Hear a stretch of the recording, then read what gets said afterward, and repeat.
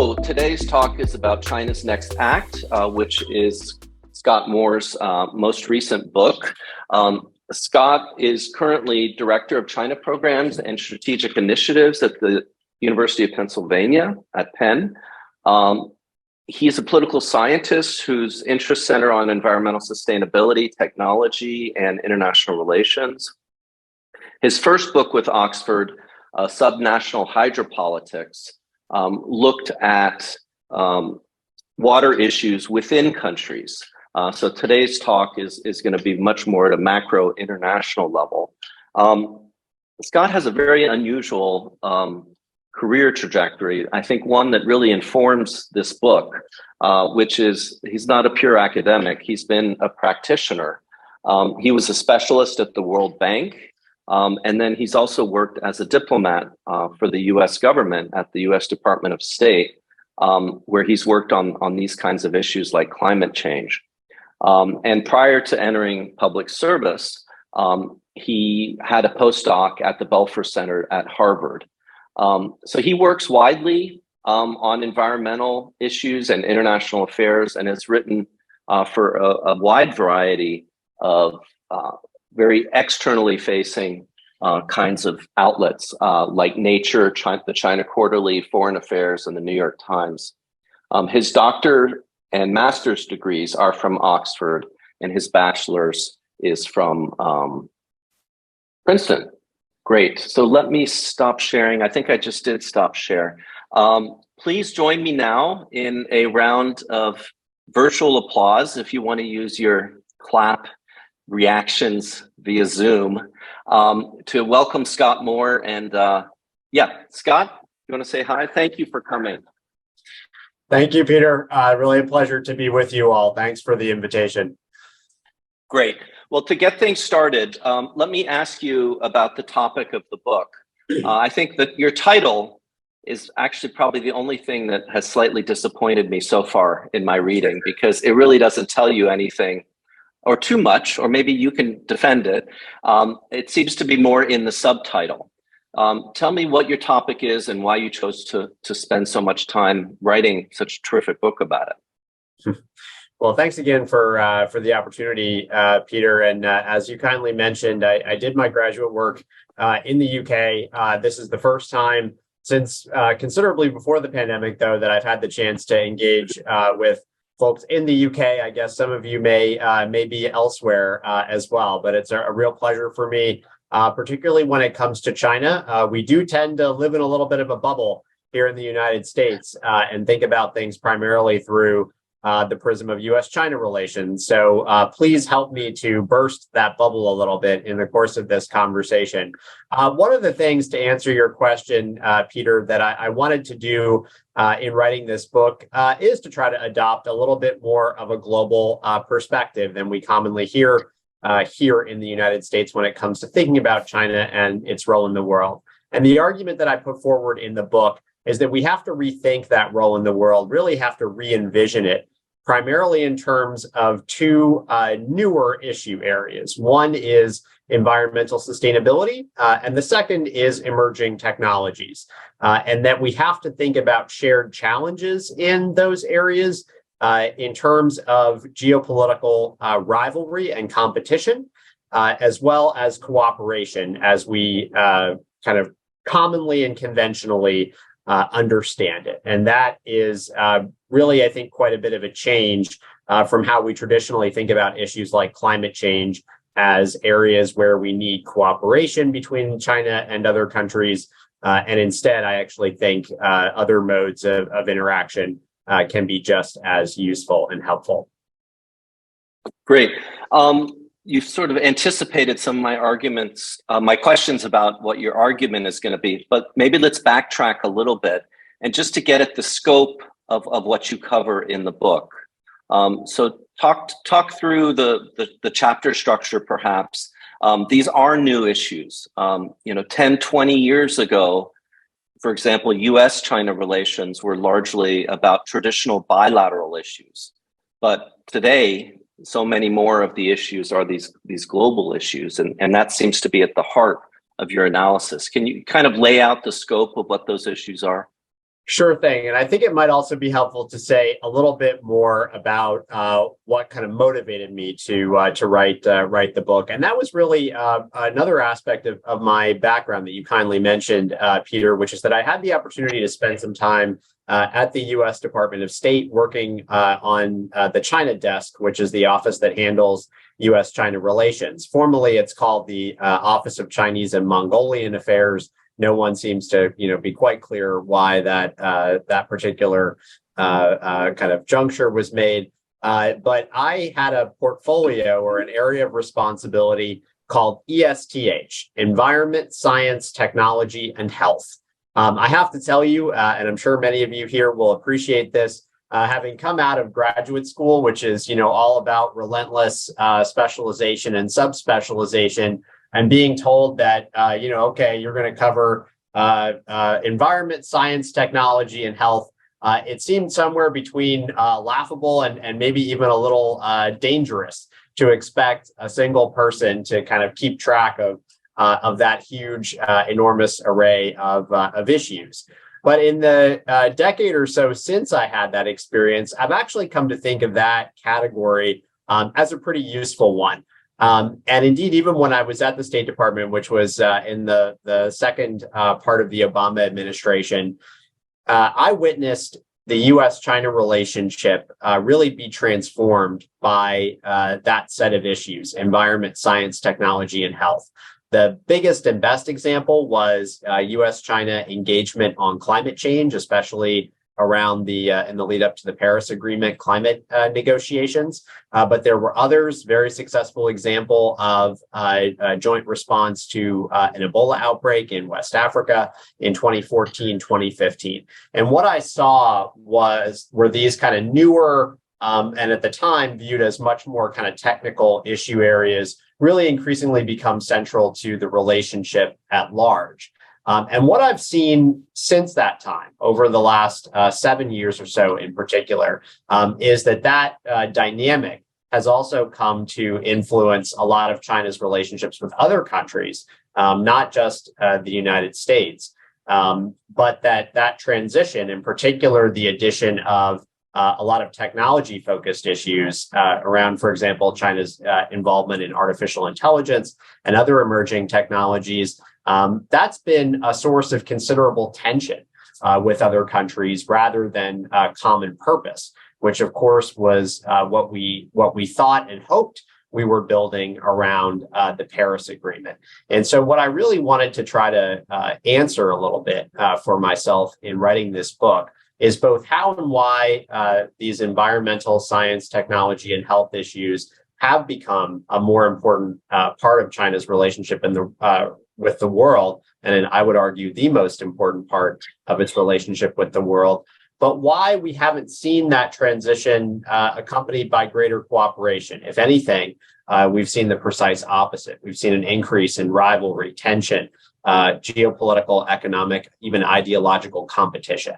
And I really wanted to try to understand why that was the case. And of course, how we can try to make progress on these shared challenges, whether it's climate change or dealing with disruptive technologies like artificial intelligence, despite the emergence of competition, rivalry, and greater tension between China and many other countries, including many of those in Europe.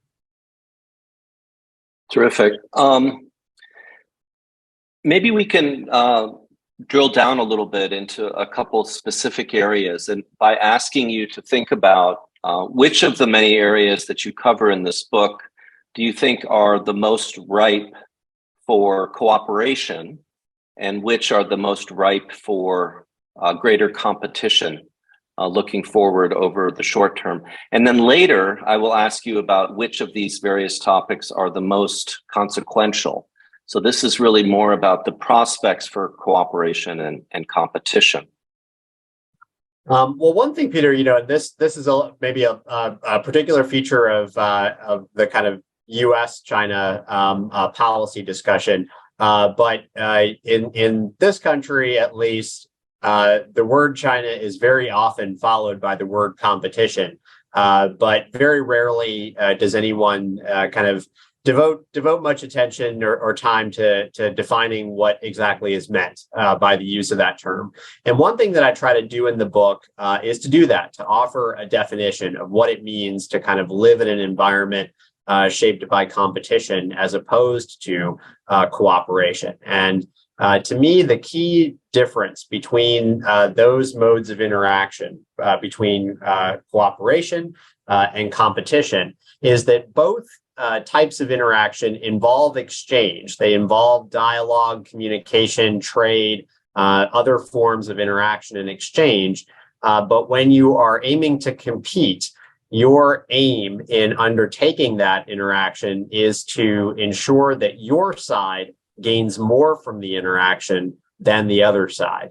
Whereas cooperation is a mode of interaction in which the expectation is that both sides can gain more or less equitably. And I would argue that that's more or less the expectation or the kind of framework that we had for thinking about China in much of the West prior to about 7 years ago, was fundamentally one of cooperation where whether we were talking about trade and investment or diplomatic exchange, that these were things that could produce gains for both sides that were somewhat equitably shared. Now, I think we've entered a period in which increasingly even the kind of necessity of trade and interaction is being questioned. But nonetheless, there is still some understanding of the need for that. But it's very much only to the extent that it advantages the interests of one party over another. And I hasten to add that these kind of modes, cooperation, competition, are kind of the two legs of a stool. Conflict is the third. And part of what I think distinguishes competition is that it is a mode of interaction that is more confrontational, more antagonistic, but that does seek to avoid a really destructive form of engagement, and certainly anything that looks like warfare or kind of armed conflict of any kind. And so I think it's important to distinguish competition from cooperation or conflict. And what I try to talk about in the book is how I think we can make some progress towards addressing shared challenges like climate change by competing as well as cooperating. And before I say a little bit about what I think that looks like, I would stress that, and to your kind of question, Peter, I don't think that we should, give up on cooperation or anything like that.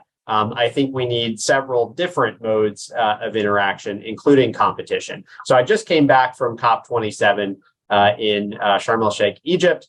And I saw a really interesting example of what I think the value of competition can be in a climate context. And again, we tend to think of climate change as an issue that can only be tackled by cooperation. Well, there's an interesting dynamic at this year's climate conference where China and to some degree India, as the two largest developing country emitters, and in China's case, the largest emitter globally, are feeling pressure and heat from smaller developing countries to commit funds for adaptation or even reparations, sort of so-called loss and damage for the irreversible harm caused by climate change. That pressure had been, I think, quite shrewdly anticipated and echoed by the United States, by Germany, by a few other like-minded countries. And so you heard U.S. representatives in talking about things like loss and damage at 𝗃𝗃𝗀𝘃 saying things like, "Where are you, China?" On the issue. It added up to, I think, quite an effective pressure campaign against Beijing to increase its support for adaptation, loss and damage, while also advancing an important part of the global climate agenda. I hasten to add, I don't think this is, wouldn't be your first choice way to increase financing for adaptation, but under the circumstances, it actually looks like one that could be quite effective. and one that at the same time advances the more general foreign policy interests of the United States. And I think it's strategies like that that try to seek overlapping wins between national security and environmental or ecological objectives. That's where we're really going to have to look in the future. I maybe should say, and we can get into this a little bit later, perhaps, Peter, that I do think there are some areas of promise for genuine cooperation. But I think when it comes to issues like climate change, we do have to think more about competing as well as cooperating. I don't know if you've been following the news on this side of the Atlantic, but there's been some discussion just today and yesterday about the new prime minister kind of rolling back some of his tougher language on China here in the UK. That reminds me, I was reminded of that as you talked about this distinction between cooperation and competition, where competition is more zero sum.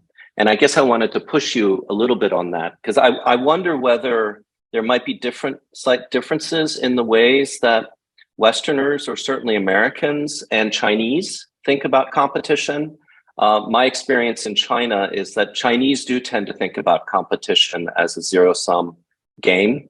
So your gain is my loss. But I think there's a pretty strong tradition in the US that probably comes out of free market thinking and Adam Smith, that competition can grow the pie. And indeed, you talk about this in your book as well, that there's some healthy competition that can perhaps lead to things like greater availability of green technology. But I think maybe as a part of that, the fact that competition isn't normatively bad as a word, it's left a lot of people searching for a new language, something between what you called competition and conflict, to describe the relationship. And I guess I'm wondering, is this a futile task? Because in a way, what you're saying in this book is that there's no one term that's going to capture China's relations with the world, because it's so multivariate. So in different sectors, you're going to have different combinations of cooperation, competition, rivalry, whatever you want to call it. I think that's right, Peter. But I would also add, and I think perhaps something I wanted to try to inject into the discussion is the idea that not only can China's relationship with the world not be kind of reduced or understood purely in terms of cooperation versus competition versus conflict, but also that no single issue area can, including those like climate change or public health, that we traditionally think of very much in those terms. In terms of things that fundamentally require international collective action, and of course they do, but there are also less cooperative dynamics that are very important in shaping those issues, and that can, in some ways, and in some on some particular issue areas, have some productive outcomes. That being said, I think your point is well taken, that there are certainly lots of normative issues at play in how I sort of think about these differences. And that maybe gets to something I do want to emphasize in the book, which is I think the reason that we have to think about competition as well as cooperation when it comes to climate change, public health, emerging technologies, is really that we're seeing fundamental differences in values bleed over into these newer issue areas. And at the same time, and this is something that perhaps we can come back to, a lot of the traditional areas of both substance and of friction between China and other countries, whether it's the status of territorial disputes or Taiwan, human rights, trade and investment, are increasingly being reshaped, at least to some degree, by developments in either technology or sustainability. Something that certainly people talk a lot about in the context of a Taiwan contingency is, what relative cyber capabilities look like somewhat independently of traditional kinetic military capabilities, for example. On the other hand, even as we kind of see this shift and this reshaping, Beijing at least, and has tapped into three deeply rooted, but from a foreign perspective, very problematic principles to respond to these newer issue areas in sustainability and technology. And there are three that I identify in the book: authoritarianism, nationalism, and protectionism, that have really formed the basis of China's response to the development and regulation of artificial intelligence, as well as its approach to international climate diplomacy, public health, et cetera. I hasten to add that, those impulses aren't unique to China. And I think part of why at the global level, responses to these shared challenges have been so disappointing is that to some degree, those impulses have been mirrored in other countries. But because China plays such a uniquely important role as the world's largest emitter in addressing climate change, for example, they're particularly harmful to the cause of global cooperation on these issues. So what I would just say in response to that, Peter, is there is a very, very strong kind of normative and values-driven aspect to all of these newer issue areas, technical though they may at first glance seem to be. Yeah, let me follow up on that, because I think that gets at really one of the kernels of the argument. Is you're very clear-eyed about this value difference, and you talk a lot about it in broad terms of liberal versus illiberal values, and those 3 points, authoritarianism, nationalism, and protectionism, clearly are under the illiberalism head. So it fits in with the newer discourse on a kind of Cold War 2.0. And I guess my question for you is, if the core argument of the book is that we are interdependent, that to deal with these issues, from global climate change to health, to new technologies down the line, the world needs to work with China. China needs to work with the world. We're genuinely interdependent on these issues. How can we do that in a context where both sides have a tendency to view each other through ideological lenses? In other words, simply being clear-eyed about how ideology has already infused these new issues can itself generate a kind of securitization where we end up seeing everything the other side does, even on issues of global public concern like climate change, through a kind of zero-sum ideological lens, which will then inhibit really any possibility for cooperation. So certainly the million-dollar question. I have three answers for you. Three kind of strategies that I think maximize the effectiveness of working with Chinese counterparts to tackle shared challenges against the backdrop of these really difficult issues and tensions and rivalries. So strategy number one is ring fencing. And this is where at a governmental level, conceivably it could take place between non-governmental entities as well, but I primarily think of it as a strategy to be employed by governments that just involves a mutual commitment to avoid politicization of a particular issue. Now, this is essentially what the United States tried to do with climate change cooperation under the Biden administration. It did not work because this past August, Beijing suspended cooperation with the United States on climate change in response to Speaker Pelosi's visit to Taiwan. Reportedly, as of yesterday, that has been resumed, but nonetheless, that suspension shows, in my mind, very conclusively that it didn't work. And I think that reveals something important about the ring fencing strategy. It's likely to only be effective for pretty highly technical issue areas that involve small numbers of actors. There is an example that I talk about in the book that I think shows that it can be an effective strategy, and that is the issue of nuclear security, which involves efforts to secure radiological material. It doesn't have anything to do with nuclear weapons per se. It's really just about securing potentially hazardous or dangerous nuclear material from medical imaging and other sources like that. And that's an area that by all accounts, the US and China have actually been able to very effectively work together on over the past decade. And I think there are some other issue areas like that are highly technical and involve small numbers of people where you could effectively ring fence areas of cooperation.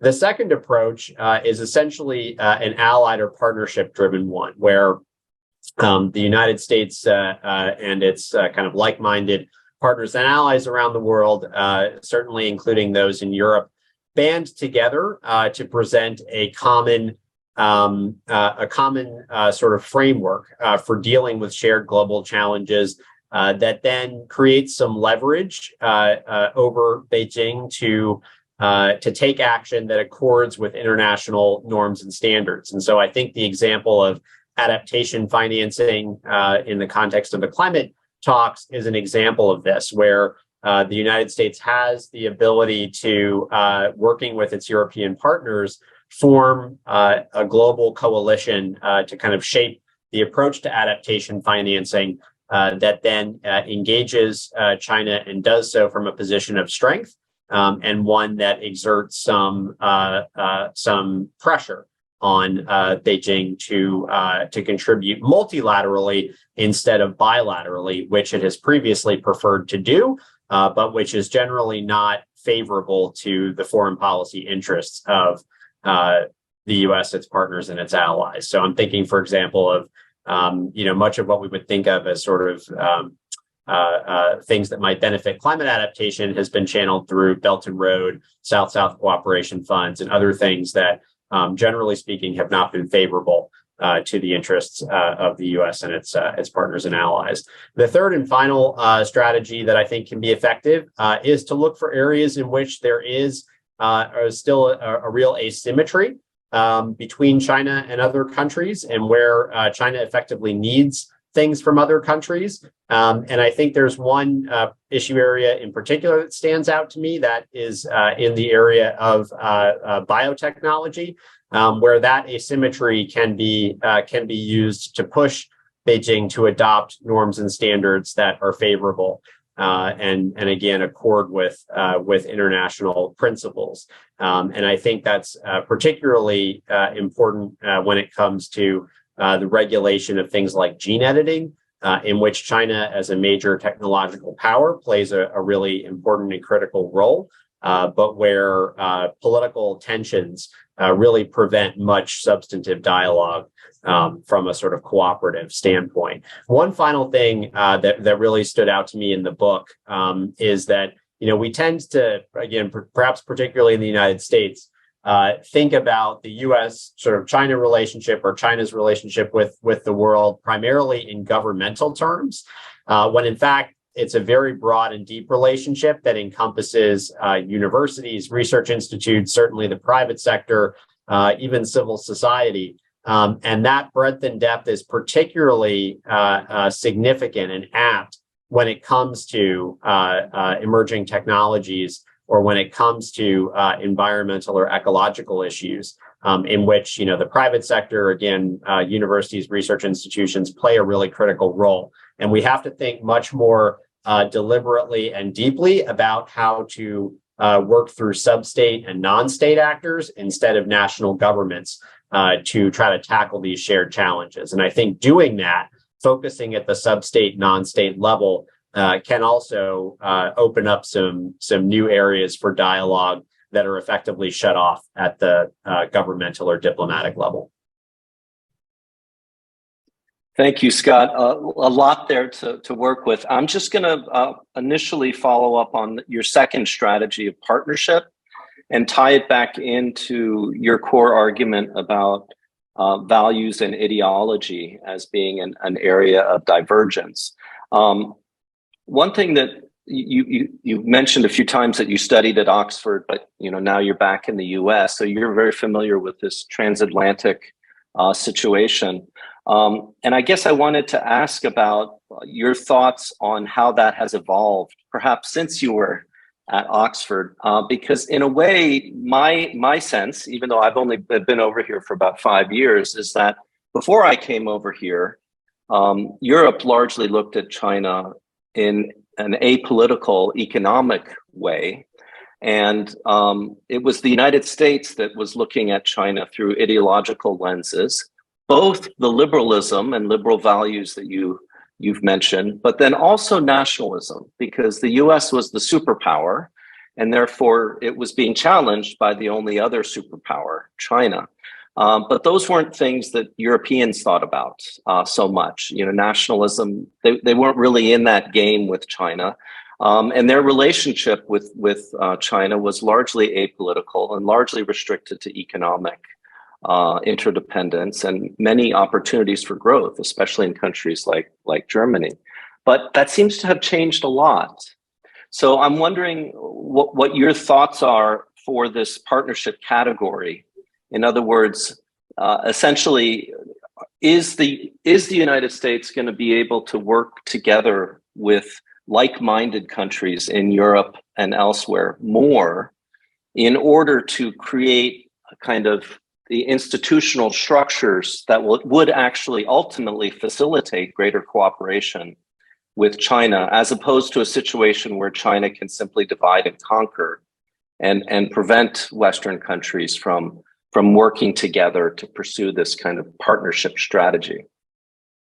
Yeah, that's a great question, Peter. If I had a shrug emoji, I would use it right now. And I do actually say, in talking about that approach, it's much easier said than done.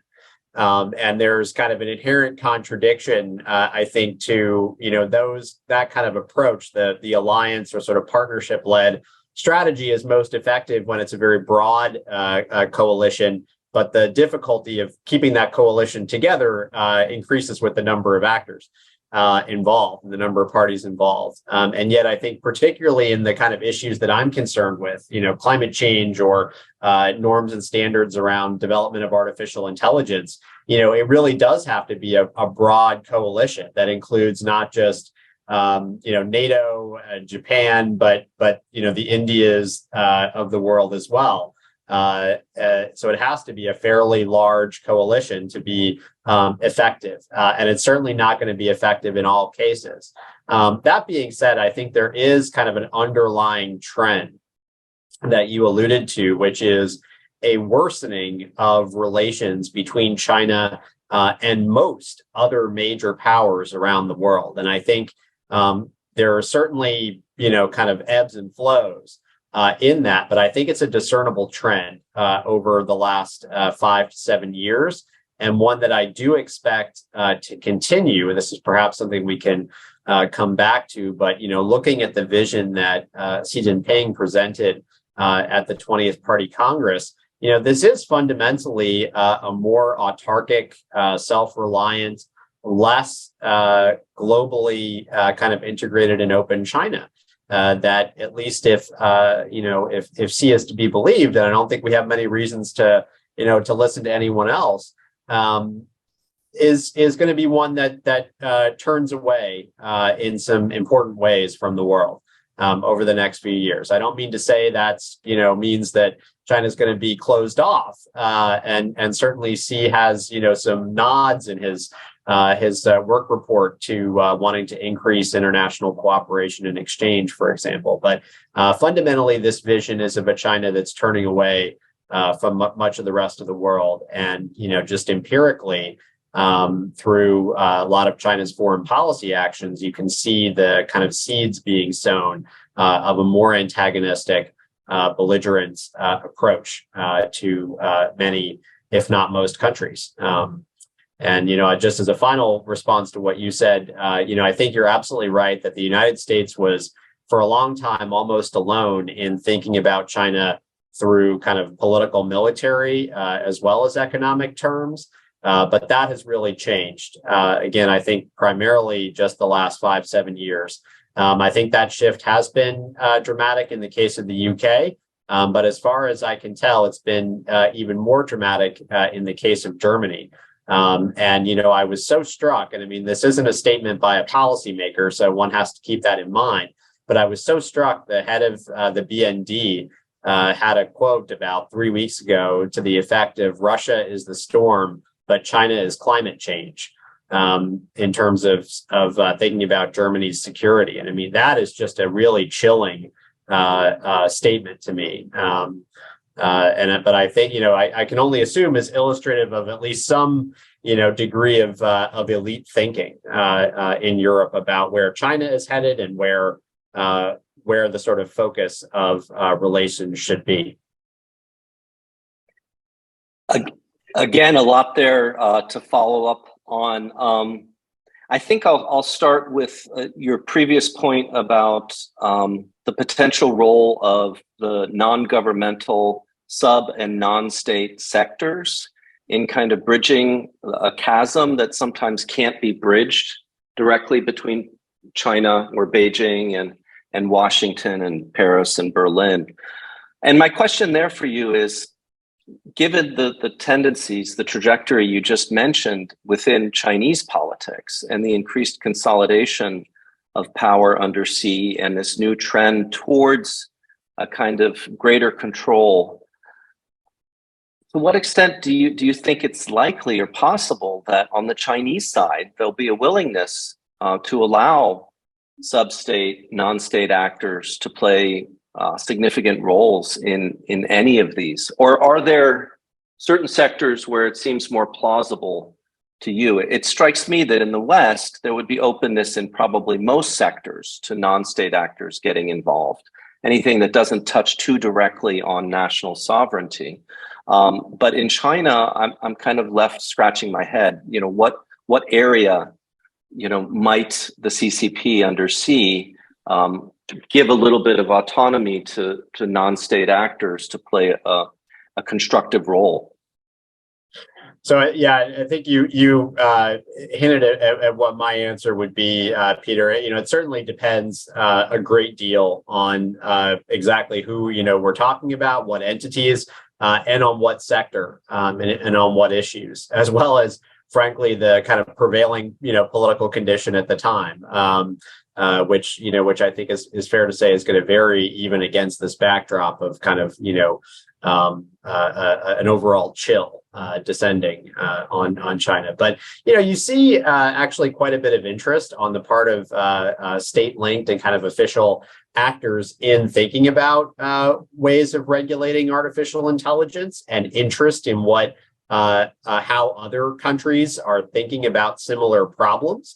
Whether that creates the any kind of common ground is a different question, but I think it at least signals some potential for that exchange to take place. I hasten to add that I don't think this kind of sub-state or non-state focus is a substitute for diplomacy or for governmental relationships. And in fact, I think there are essentially none of these issues that I talk about in the book that won't eventually require some type of formal international agreement to satisfactorily address. But you got to start somewhere, and I think there is much more potential at the non-state and sub-state level, even if the potential is still not great overall.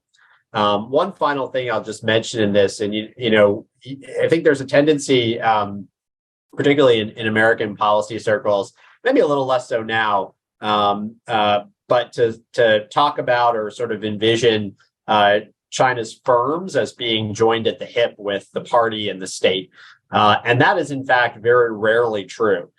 Including in the tech world, where in fact you see very, very deep tensions and disagreements. And there's quite a bit of, really what amounts to lobbying and negotiation between China's tech firms and the state and the party when it comes to control over information, compliance with, what we would probably think of as requests for surveillance. And I think there are smart strategies to employ to exploit those divides and those differences in interests between at least swaths of China's private sector firms and the state and the party. It's simply not the case that you're talking about a sort of fused entity. Great. I do want to leave a little time for questions, but I am going to ask Scott one more question. And actually, this gives members of the audience an opportunity, if they have a question, please just put your name in the chat so I can call on you.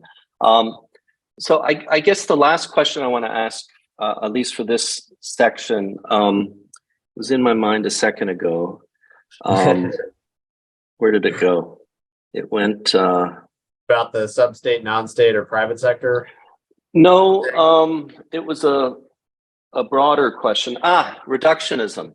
So, you know, the way that we normally talk about China's rise and China's engagement in the world, as we sort of discussed before, is to find one little label for China and then fit China into that. You're actually taking on a really tough challenge in your argument to force people to resist that kind of reductionism. You're saying the world needs China, China needs the world. We're interdependent. There are serious issues that promote competition. There's an ideological dimension to this that didn't exist before. And yet cooperation is also possible at times. Now, I think the temptation in the IR sphere is, it's too complicated. We need just, you know, a simpler kind of frenemy or some kind of formulation, friends and enemies. You know, we need to put a cap on it and give it one characterization that fits all circumstances. But the reality is, in our other relationships, in our interpersonal relationships, we're actually very comfortable and at home with the idea that, you know, with my classmate so-and-so, sometimes we're competitors and sometimes we're together. You know, one day in sports, we'll be on the same team. The next day, we'll be on the next team, on the same team and different team, right? So, I mean, the reality of the world we live in is that we're constantly cooperating and competing with the same people and same small groups of people. But for some reason, at the international level, we kind of tend towards reductionism and we want a simpler answer. You know, how are we going to interact with China? And it needs to be the same for all circumstances. How do you combat that? How are you convincing people to take your argument seriously? It's too complicated. Well, it is complicated. You know, so is China. So are issues like climate change. But putting that aside, I actually do have I think it is much simpler in some ways. One thing to say specifically, which I'll come to in a second, but one thing to say about, you know, don't we just compete, cooperate in the course of our daily lives? Yes. And in respect to China, this is, you know, certainly familiar to diplomats from major countries, multinational companies who have been working in China for a long time. Here's the difference, though. That's less familiar. The idea of competing in some areas, cooperating in others, not as familiar to universities, not as familiar to smaller countries that nonetheless, just given China's role in the world, have a strong, trade or other ties with China. And at the same time, China's ability to exert pressure or to make life somewhat miserable on that broader set of actors has increased. So the need to kind of think about and understand how you do cooperation, sometimes competition, others, is greater than it ever has been before. The other thing I would say, which is really kind of the simplest form of the argument, is look, no matter what your angle on China is, if it's trade, if it's investment, if it's Taiwan, if it's human rights, those issues are being transformed by developments in sustainability and technology. And you got to shift your focus to those two issue areas. They have profound implications for every other dimension of China's relationship with the world. So that's really the argument that I want to advance, is that we have to rethink China's role in the world, principally in terms of developments in those two issue areas. Terrific. Scott, I could keep asking you questions forever, and I may end up asking you another question because there aren't any in the chat right now. But I am going to pause and give anyone from the audience the opportunity just to ask a question off the cuff. You can feel free to unmute yourself, or you can put your name in the chat and I can call on you. Or you can raise a hand using the Zoom hand. I'm actually looking grid view right now, so I could see you if you put your hand up. Does anyone have a question? Okay, well then I've given everyone a chance. I will ask another question because I'm super interested in the AI topic, especially with the intersection of ideology, as you have discussed. Can you tell us how you see the future of AI in China's relations with the West panning out, and maybe specifically on the US? One reason I worry about the issue, there are many reasons, but when you take liberal ideology seriously, which I do as a political psychologist, you come to realize that liberals fear anything that threatens individual liberty. So that can be the Terminator. Just look at dystopian movies from Hollywood. You know, it's not just the big evil state, the boogeyman of libertarianism, but it's even the machine that is terrifying to liberals. So ideology, I think, in the West and especially in the US, securitizes issues like AI. While there are very serious issues actually surrounding AI, and as you point out, these issues have become an element in ideological competition.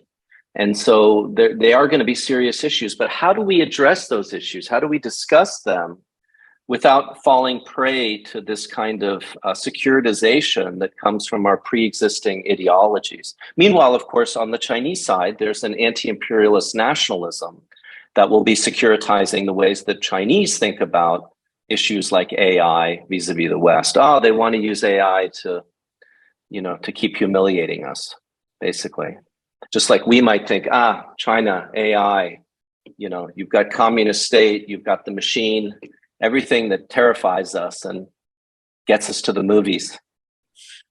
Yeah, it's a great question, Peter. And I see we did have a couple other questions come in, so I'll try to be brief. Oh, good. But you're absolutely, I think, onto something in that there's actually very little about artificial intelligence itself as a technology that really is kind of cause for concern from a security perspective. It is a technology that is very much open source, actually, around the world, and is one that really there are a few reasons, you know, to think really discernibly add to the competitive advantage of nations, except to the extent that, you know, if you don't have any capacity to deploy artificial intelligence, you may be a little bit disadvantaged. But assuming some basic level of technological, you know, capability, there's very little reason to think it's that competitive. Where the concerns do arise are in things like how artificial intelligence changes the way that data are collected, managed, and used. And incidentally, you know, it's a lot harder than people think to actually make sense of data through artificial intelligence. But it's really about the practice and approach to collecting, managing, and analyzing all of that data. And in a related point, how you're developing algorithms to parse that data and train artificial intelligence. And that's really where the importance of values comes in. If, for example, your algorithms are either incorporating or somehow enabling you to track differences that may relate to race or ethnicity, for example, thinking about some of the normative objectives you laid out at the beginning, Peter, for Manchester China Institute, there are very disconcerting implications for human rights and for liberal values. So it's really that kind of application of AI that's concerning rather than the technology itself. But I do think, you know, it's become securitized in the policy discussion, unfortunately.